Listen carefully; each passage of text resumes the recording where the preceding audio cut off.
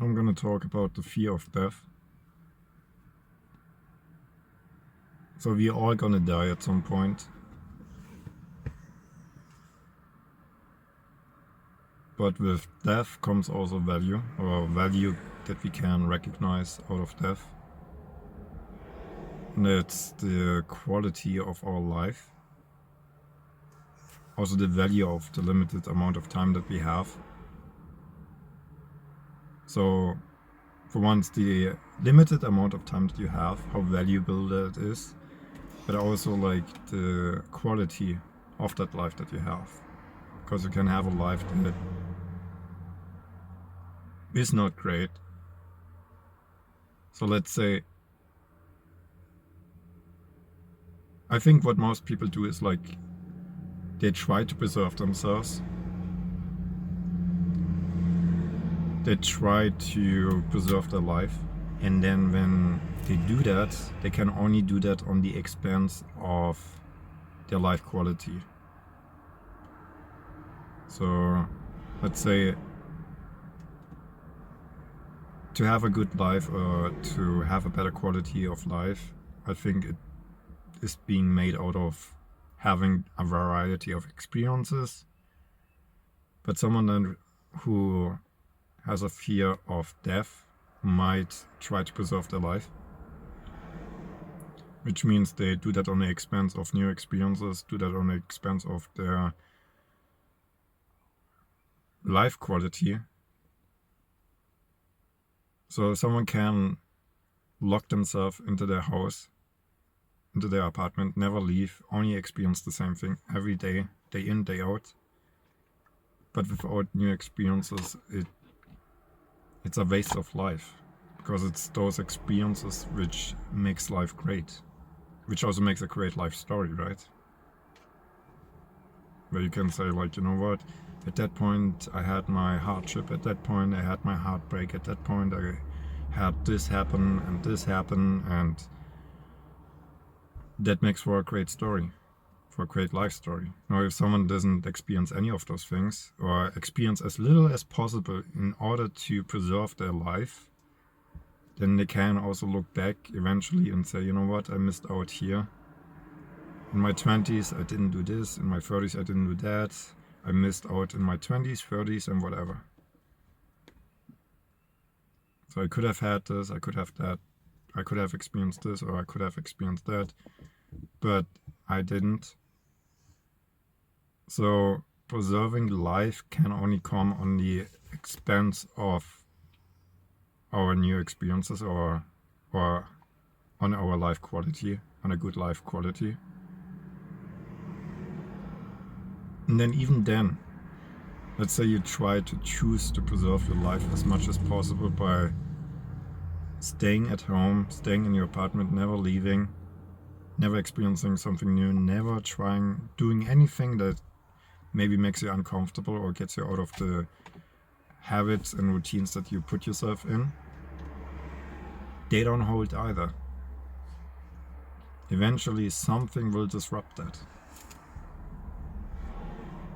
Something will happen. Whether it's the landlord choosing to sell the apartment, or raising the rent to an extent that makes no sense to stay, or whether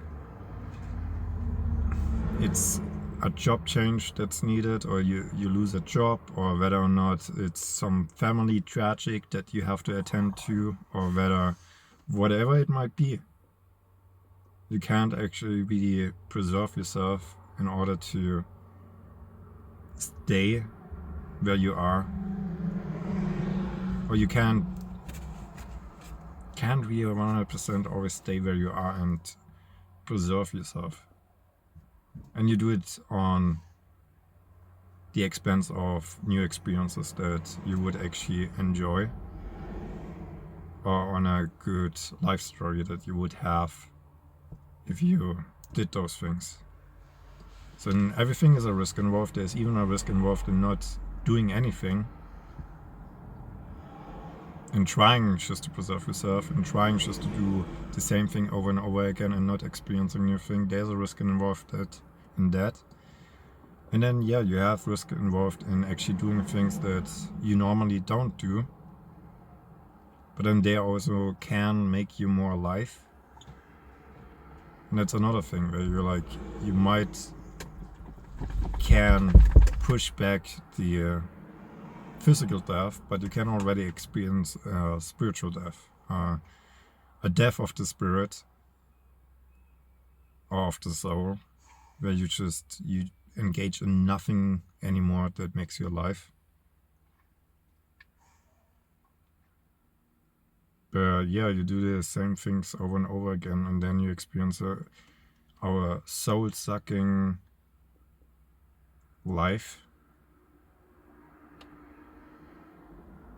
Where the things that you do not make you alive.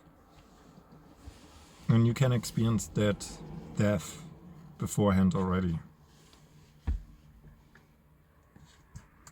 And one could argue that soul death, or that death of the soul or the spirit that you have, might be way worse than the physical death.